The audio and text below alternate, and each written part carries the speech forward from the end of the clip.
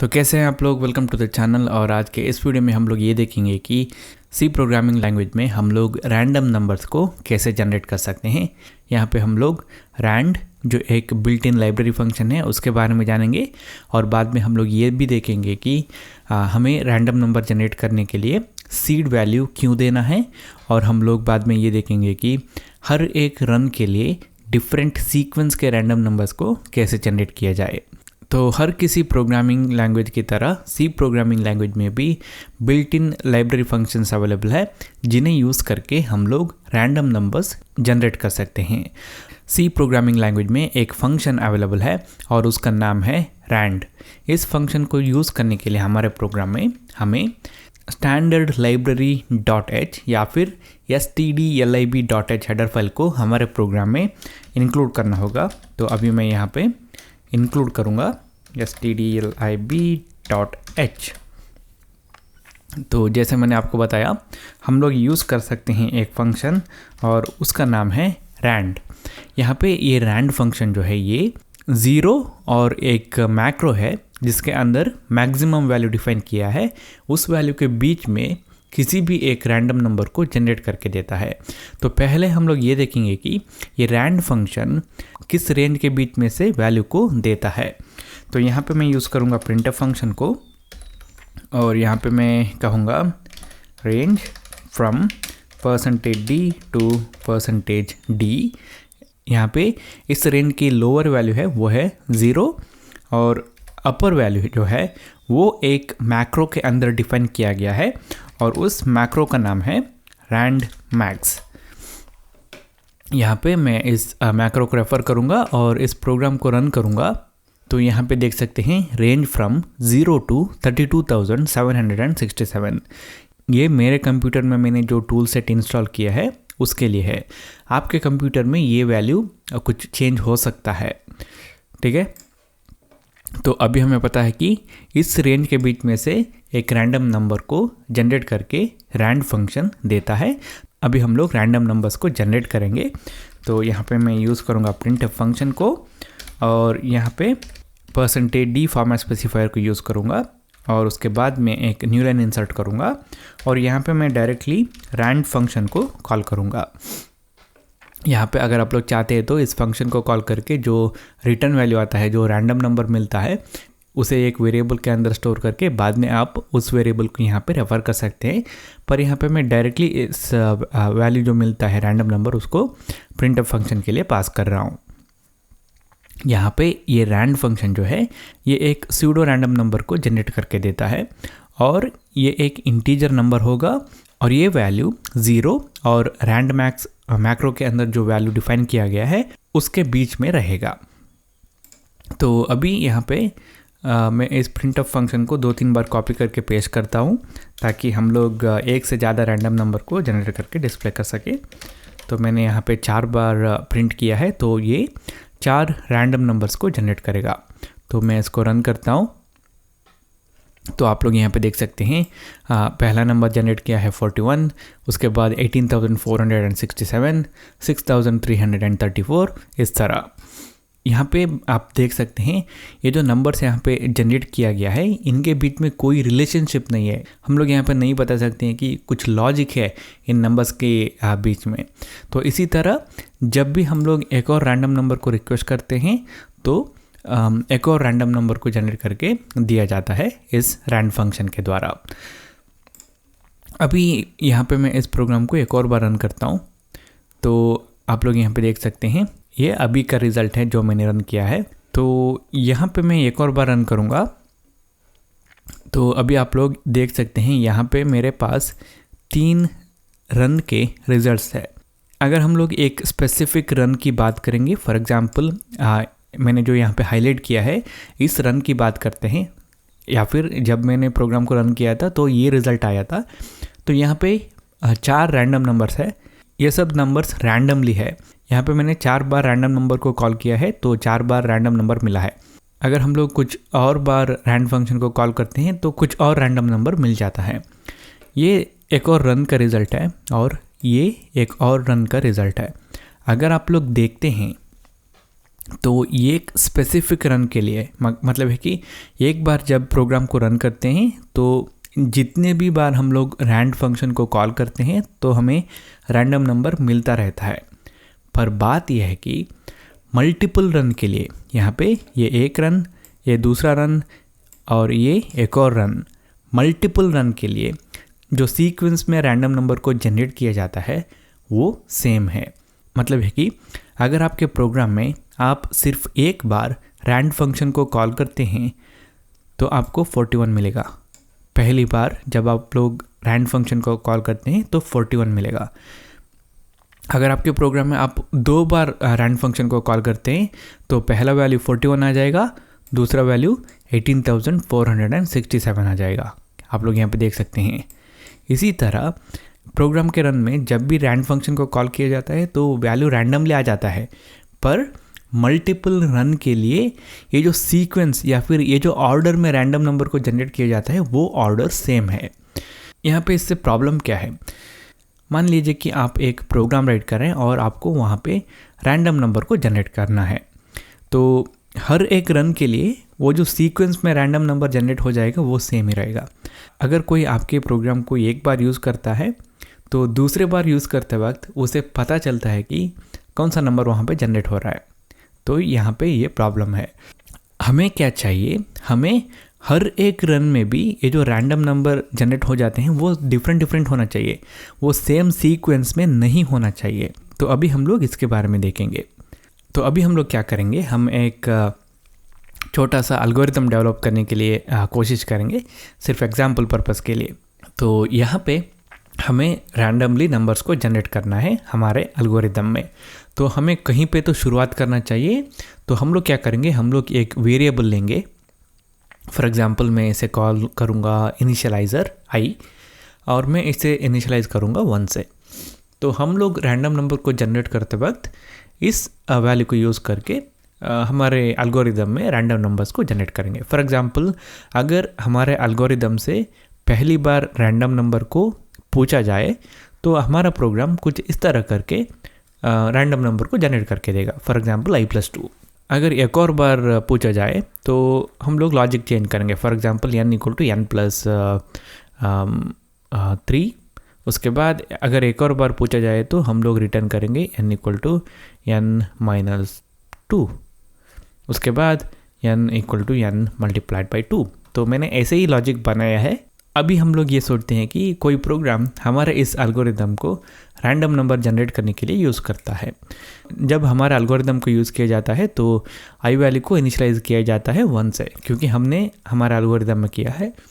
तो अगर वो प्रोग्राम हमारे एल्गोरिदम से पहला रैंडम नंबर मांगता है तो हम लोग क्या करेंगे, i+2 करके जो रिज़ल्ट आता है उसे रिटर्न करेंगे। तो i=1 है, i+2=3, हम रिटर्न करेंगे 3। अगर एक और रैंडम नंबर मांगता है प्रोग्राम हमारे एल्गोरिदम से तो हम लोग n+3 करेंगे। यहाँ पे पहले ये जो 3 आया था उस n वेरिएबल के अंदर हमारा एल्गोरिदम स्टोर करके रखेगा। तो n+3 करेगा तो 3 + 3 6 हो जाएगा। उसके बाद एक और रैंडम नंबर मांग ले तो n-2 करेंगे तो 6 - 2 4 रिटर्न करेंगे।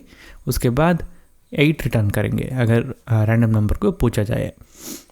तो ठीक है, यहाँ पे हमारा एल्गोरिदम रैंडमली नंबर्स को जनरेट किया है। तो ये हुआ एक रन के लिए। अभी मानते हैं कि यूज़र इस प्रोग्राम को एक और बार रन करेगा। जब भी हमारा एल्गोरिदम को यूज़ किया जाता है तो i वैल्यू को इनिशियलाइज़ किया जाता है 1 से। तो अगर पहला नंबर पूछता है प्रोग्राम हमारे एल्गोरिदम से, हमारा एल्गोरिदम ये कैलकुलेशन फिर से करेगा। तो पहला नंबर के लिए i+2 करेगा तो 3 रिटर्न करेगा। दूसरे रैंडम नंबर के लिए रिटर्न करेगा 6, तीसरे के लिए 4, चौथी के लिए 8। क्योंकि इसी लॉजिक के ऊपर काम करके हमारा एल्गोरिदम अभी रैंडम नंबर को जनरेट करके दे रहा है। तो अभी अगर आप लोग यहाँ पे इन 2 रन के जो रिजल्ट्स हैं उन्हें देखेंगे तो यहाँ पे सेम सीक्वेंस के रैंडम नंबर को जनरेट किया जा रहा है। तो अगर कोई इस एल्गोरिदम को यूज़ करता है उसके प्रोग्राम में तो अभी उसे पता चलता है कि हर एक स्पेसिफिक रन के लिए पहला रैंडम नंबर 1 आएगा, दूसरा रैंडम नंबर 6 आएगा, तीसरा रैंडम नंबर 4 आएगा, चौथा रैंडम नंबर 8 आ जाएगा। तो हमें ये सीक्वेंस में नहीं चाहिए, हमें इस सीक्वेंस को चेंज करना है। यहाँ पे इस सेम सीक्वेंस में रैंडम नंबर इसलिए आ रहे हैं क्योंकि यहाँ पे ये जो एल्गोरिदम हम लोग यूज़ कर रहे हैं रैंडम नंबर को जनरेट करने के लिए, ये इस आई वैल्यू के ऊपर निर्भर है। अगर हर एक रन करते वक्त अगर हम लोग इस आई वैल्यू को चेंज करते हैं तो हमारा प्रोग्राम कुछ और सीरीज़ के रैंडम नंबर्स को रिटर्न करता है।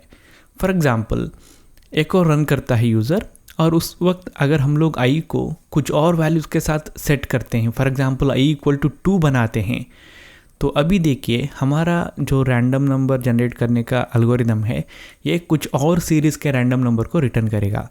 फॉर एग्ज़ाम्पल, जब आई इक्वल टू 2 होता है तो पहला रैंडम नंबर होगा 4, दूसरा रैंडम नंबर होगा 7, तीसरा रैंडम नंबर होगा 5 और चौथा रैंडम नंबर होगा 10।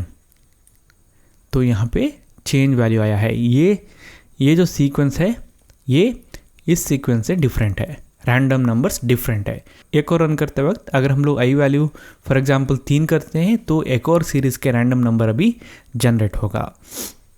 जब हम लोग रैंड फंक्शन को यूज़ करते हैं तो ये एक एल्गोरिदम को यूज़ करता है और वो एल्गोरिदम रैंडम नंबर को जनरेट करते वक्त कुछ वैल्यू के ऊपर निर्भर है। अगर वो वैल्यू हमेशा हर एक रन के लिए सेम रहता है तो रैंडम नंबर जनरेट करने का जो सीक्वेंस है वो सेम ही रहेगा। तो यहाँ पे अगर हम लोग वो जो वैल्यू जिसके ऊपर रैंडम नंबर जनरेट करने का एल्गोरिदम निर्भर है उसे हर एक रन करते वक्त चेंज करते रहेंगे तो हमें डिफरेंट सीक्वेंस के रैंडम नंबर मिल जाएंगे। तो यहाँ पे ये जो मैंने एग्जांपल दिया था वो मैंने ऐसे ही दिया था, इसका कोई मायने नहीं है।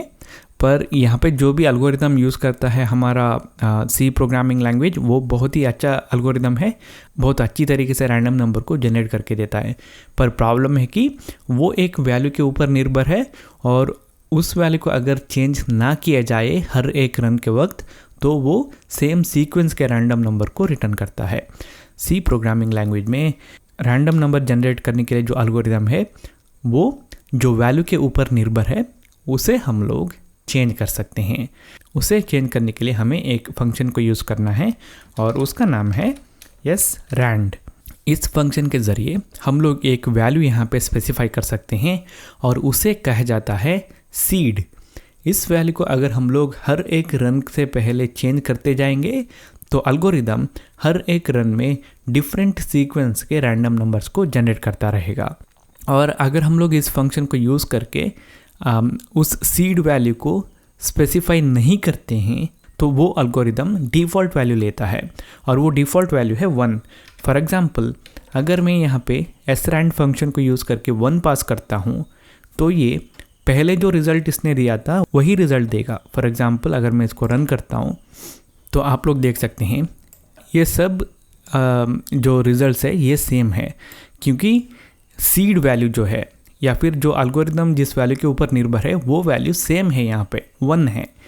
तो यहाँ पे मैं इसको क्लियर करता हूँ और अभी मैं इस वैल्यू को चेंज करता हूँ। फॉर एग्ज़ाम्पल 10 बनाता हूँ तो अभी अगर मैं इस प्रोग्राम को रन करता हूँ तो आप लोग देख सकते हैं अभी डिफरेंट सीक्वेंस के रैंडम नंबर्स को जनरेट किया गया है। तो अभी मैं इसको क्लोज़ करता हूँ। अभी एक और बार रन करने से पहले मैं इस वैल्यू को चेंज करता हूँ। फॉर एग्ज़ाम्पल मैं बनाऊँगा 14, ठीक है। तो अभी मैं इसको रन करता हूँ तो आप लोग यहाँ पे देख सकते हैं डिफरेंट सीक्वेंस के रैंडम नंबर को अभी जनरेट किया है। ये दोनों सीक्वेंस अभी सेम नहीं है तो हमारा प्रोग्राम अभी बहुत ही अच्छी तरीके से रैंडम नंबर्स को जनरेट कर रहा है। ये जो srand फंक्शन है, ये rand फंक्शन जो एल्गोरिदम यूज़ करता है रैंडम नंबर जनरेट करने के लिए, वो जो वैल्यू के ऊपर निर्भर है उसको यहाँ पे जो वैल्यू हम लोग स्पेसिफाई करते हैं और इसे सीड कहते हैं उसके साथ इनिशियलाइज करता है। तो अभी एक और प्रॉब्लम है वो है कि यहाँ पे ये जो सीड वैल्यू है इसे हम लोग डायरेक्टली स्पेसिफाई प्रोग्राम में नहीं कर सकते। अगर हम लोग स्पेसिफाई करते हैं तो वो हमेशा एक ही वैल्यू होगा। फॉर एग्जांपल, आप आपके दोस्त को अगर आपका प्रोग्राम शेयर करते हैं तो आप सोर्स कोड नहीं देंगे, एग्जीक्यूटेबल फाइल देंगे। तो यहाँ पे अगर सोर्स कोड में हम लोग एक वैल्यू स्पेसिफाई करके देते हैं तो वही रहेगा। तो हमें यहाँ पे क्या करना है, प्रोग्राम के अंदर कुछ ऐसे वैल्यू यूज़ करना है जो हर वक्त डिफरेंट होता है।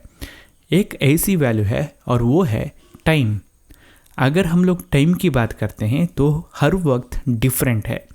सी प्रोग्रामिंग लैंग्वेज में एक फंक्शन अवेलेबल है और उसका नाम है टाइम, और ये फंक्शन हमें 1970 जनवरी 1 से अब तक कितने सेकंड्स हो गए हैं वो वैल्यू देता है। तो हर एक सेकंड के लिए ये वैल्यू चेंज होता रहता है। तो हम लोग क्या कर सकते हैं, उस वैल्यू को यहाँ पे यूज़ कर सकते हैं, या फिर हम लोग यहाँ पे उस टाइम फंक्शन को यूज़ कर सकते हैं जो 1970 जनवरी 1 से अब तक कितने सेकंड्स हुआ है वो वैल्यू रिटर्न करके देता है, और वो वैल्यू हर एक सेकंड के लिए चेंज होता रहता है। तो यहाँ पे उस फंक्शन को यूज़ करने के लिए हमें एक और हेडर फाइल को यूज़ करना है और उसका नाम है time.h, और उस फंक्शन को मैं यहाँ पे कॉल करूँगा और फंक्शन का नाम है टाइम, और यहाँ पे हमें पास करना है नल वैल्यू।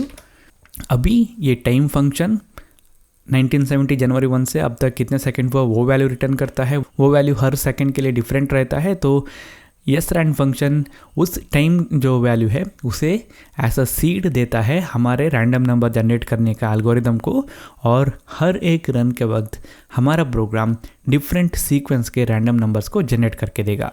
तो अभी मैं इस प्रोग्राम को सेव करके रन करता हूँ। तो अभी आप लोग देख सकते हैं 14,387 आया है पहला रैंडम नंबर, उसके बाद 22,091 आया है दूसरा रैंडम नंबर।